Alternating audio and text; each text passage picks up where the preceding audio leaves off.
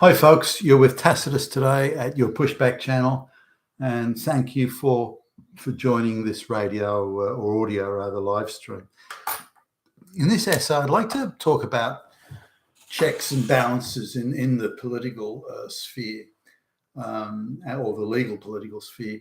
They've pretty much broken down all across the Western world, and whatever remains is hanging by a thread.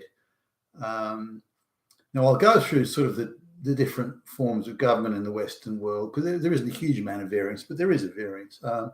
And we can have a look at how the checks and balances are broken down. Now, I just want to go to the United States first, where when the framers of the Constitution sat down, they used the general framework of the British or English Parliament, adding in some Roman sort of touches of finesse and so on, but effectively they wanted a king, but not a king that would be a lifetime king, and not a king that had unchecked power. That became the president, and they wanted the House of Representatives, like the House of Commons in Britain, but they wanted that reviewed. They wanted a check on that. They then wanted to check on all of this by having a Supreme Court to say, well, you people are going to propose or make legislation or even pass legislation, but is it legal? And we're going to have a separate court. Now, all these things were meant to be separate, and each one is a check and balance on the other, or that was the view. Now, no one ever sort of considered that it would have been unthinkable that an outside sort of cabal would come along and take over. Could even take over the presidency, the Senate, and the House of Representatives. And this was really before party politics, as we would understand it today, existed, and that itself created a change in how political power could be infiltrated, controlled, and manipulated. But nonetheless, the idea of an outside cabal taking control of these branches of government wouldn't even appear on the radar. Now, let's have a look at where things were when Barack Obama's 2 terms had finished. Effectively, the globalists had infiltrated and taken control of the party political machines, Democrats and Republicans. They'd taken control of nearly all the public services, the education departments, and so on, the think tanks. There was a plethora of NGOs, all activists, all of this was bent to the Klaus Schwab World Economic Forum globalist New World Order. So, and that had become completely ascendant in the United States. The only thing they didn't have full control over, it was kind of almost an even split, but the only thing they didn't have control over was the Supreme Court. And so they figured when Hillary won the election, which was viewed as a dead cert, that they would be able to change at least 2 judges on the Supreme Court, and that would give them a clear globalist majority, so that there wouldn't be a single check or restriction on instituting and putting into place the new globalist world order, at least its vanguard in the United States. So, shock and horror, President Trump comes in and appoints constitutional judges. And you probably remember, how could you forget, the fucking hysteria that the globalist controlled politicians went to prevent constitutional judges being appointed. They wanted and needed activist judges, pro-globalist activist judges to be appointed. So then all aspects of government, public service, and everything else would all be controlled by pro-globalist activists. But they lost they didn't get the Supreme Court, and President Trump reversed and slowed down some of their program, appointed other constitutional judges to lower courts, at lower federal courts and so on. So this slowed them down, which is why they went so hysterical when they put Biden in place. because they had those 4 years, those 4 Trump years to catch up, where they had to really double time the globalist project. Now, the trouble with the globalist project is nobody wants it. Nobody really wants, other than the small elite and the peasants from the third world that get to come to the first world. But outside of that, there's nobody wants the central planks of the globalist project. The mass migration, all that sort of stuff. That's the race division and the gender division. Nobody wants any of that. That's the crushing of history, the eradication of white history and culture and so on. Again, nobody wants that. So there's a very, very small amount of people that really want that sort of thing. Or the ones that do support it quickly do not support it as soon as it affects them. So, the wealthy, and there's never a majority of those, the wealthy have got they're buffered from the effects of the mass migration or this other stuff through their wealth. They don't have to interact with government at all. They live a life separate from government because of their wealth and so on. Or if they do have any relationship with government, it's corrupt, where they get sleazy backhands or make them, depending on how it is. But I want to talk about how every check and balance is broken down and across the Western world, and just savor this for a moment. If Donald Trump had not become president, if he had not made those constitutional judge appointments to the Supreme Court, then the globalists would run everything. I just want you to look at the things that the Supreme Court have struck down or said are just not legal, and how important they were as building blocks and the stepping stones, the slippery slope type stepping stones for furthering the globalist project. So that, I think, America was saved by the skin of its teeth, by a hair's breadth. It was only the unexpected advent of President Trump that kept that court with a majority of constitutional judges, and that's how close it came. Now, coming to look at the other sort of major democracies around the place, and Australia being a Western democracy and white is sort of drawn into that group, even though it's a smaller country, or economically small anyway. Let's have a look at Britain as an example. Now, the British structure has one less, if you like, check and balance than the American system does. But the monarch is constitutional with technically or theoretically they do still have the powers that they had a couple of hundred years ago, but now all the money they have is voted for them and approved by Parliament. So economically they've got almost nothing. So they have to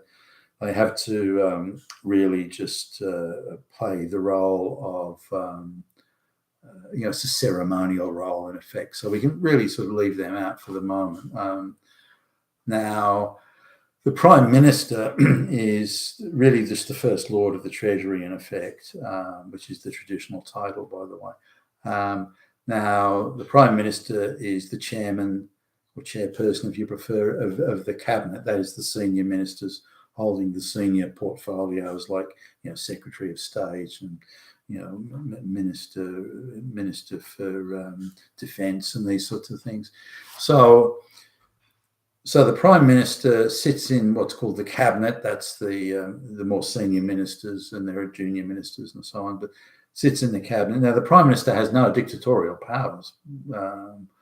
The way it's meant to work is the cabinet is meant to agree on all policies. They argue it out and talk about it and discuss it, present their papers and their views and their positions, and then typically the cabinet has in a majority, and not just a bare majority, but a majority has to support it. Otherwise, they don't pursue a policy. That's the way it's meant to work. So when they talk about Prime Minister does this, Prime Minister does that, Prime Minister makes this or that decision, they're assuming that we're treating it like the Prime Minister has some sort of presidential power. That's simply not true. The Prime Minister is just the chairperson of the cabinet, and if the cabinet's tied and these sorts of things, then the Prime Minister would have a casting vote. If the Prime Minister is very popular with the people, then the Prime Minister's popularity can sway other members of the Cabinet to go along with a policy they might not necessarily like, because they believe the Prime Minister's popular, assuming the Prime Minister is popular, the Prime Minister's popularity can carry the policy over the line. It may be a very necessary policy, for example, but might be unpopular in some quarters, that type of thing. So then what's meant to happen is they're meant to take that policy to the House of Representatives, or House of Commons as it's called in Britain, and then it's meant to be debated. And so the members of the House, and there's 600 or so in Britain, can ask questions or post questions, and can ask for answers, do follow-up questions, poke holes in the policy. It's not going to work for these reasons. So it's meant to be debated thoroughly and exhaustively in the House of Representatives, but by not simply the opposition parties, but also by the government members themselves. Every member of that House of Representatives there, or House of Commons, is meant to, or has the option anyway, of debating these policies, and then there is a vote in the entire House, and to see if the proposed law or policy, whatever it is then passed into law, and then it has to go to the that gets passed by the House. Then it has to go to the House of Lords for review. Now the Lords are a little bit different from the Senate. These are typically, with some exception, these are hereditary lords or former politicians. So former prime ministers usually gifted a position in the House of Lords, for example, and they can review the proposed legislation coming from the House of Commons, suggest amendments. They can pass or not pass the legislation, and so on. Then, as a formality or a technicality, usually a ceremonial thing, the king or the queen then signs off on it, and that's it. It's now law, and so on. But this system has broken down. Firstly, both the major parties, as they are in America, have been infiltrated and taken over by the globalists. Now, the globalists first went for the party machinery. That's the administrative machinery of the party. They first infiltrated that, which meant they had the power to allocate money to certain politicians or withdraw money, or they had the power to do a good quality campaign for a certain candidate, or to do a poor quality campaign for another and help them lose. They had the power to guarantee cozy jobs for people they wanted to get rid of, or the power to intimidate them. Say, look, we know that you're a pedophile or something, so we'll put that out to the newspapers. But if you want to quietly stand down and say you're not going to stand for re-election, then for reasons of ill health, then we accept that, and we wish you well in your future, and so on. So that they could do. So the party machinery is where the globalists went first. They got control of that, so they could then make sure that their candidates or preferred candidates were standing, and the candidates they didn't want were got rid of. Now, no one anticipated that the party machine could be taken over like that, but that's not a democratic institution. Some of the positions may be voted on by party membership and things like that, but mostly it's just people who know each other and can get in there. Often very well-connected socialites, rich people can get in and get senior, prestigious type jobs in the party machinery. Also, the party machinery has a lot of patronage they can put out. The party machinery can say, well, we want someone to do a study tour of politics in Tahiti. You'll have to spend 3 months on the beach taking in a lot of sun, and so they've got a lot of patronage they can distribute, and a lot of major donors that want certain things. So a lot of the donors to these parties, of course, are themselves very pro-globalist and shrink back with horror at having to share power with the great unwashed and the hoi polloi. It's quite unthinkable to them. So they're more than happy to treat those people as almost like foreigners from some separate faraway land. Even though they're citizens of the same country, they perceive they have nothing in common with those people. So it's the donors. So they went for the party machinery first, and then they started getting, of course, all their preferred people in place, and also getting to know a lot about them, so they could be party machinery. That is, knowing a lot about the candidates, so they can jerk their chain at will. For hey, do this, do that.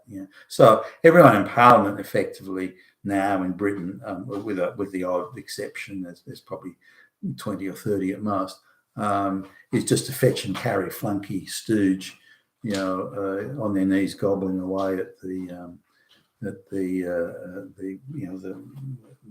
globalists and the globalist cabal.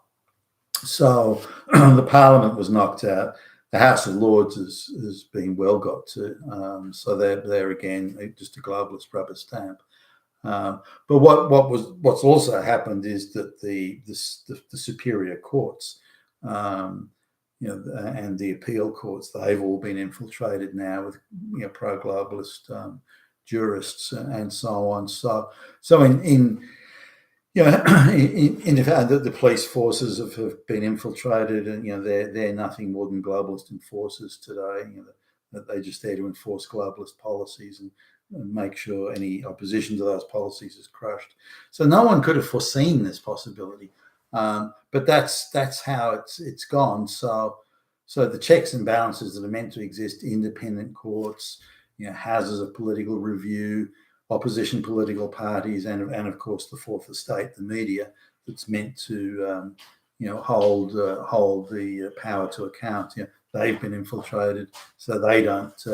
So not a single check or balance is actually in operation. All the checks and balances that we took for granted years ago, 30, 40 years ago, none of them exist anymore. They're just not there.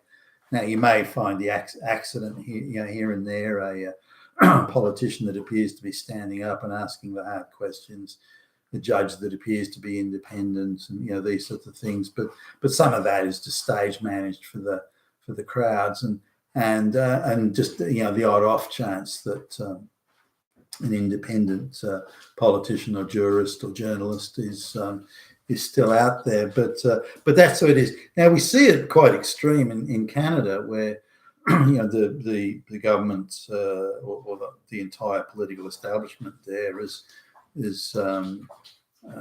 been just taken over by the globalists, lock, stock, and barrel, and you can't find a judge that will make a decision against the government.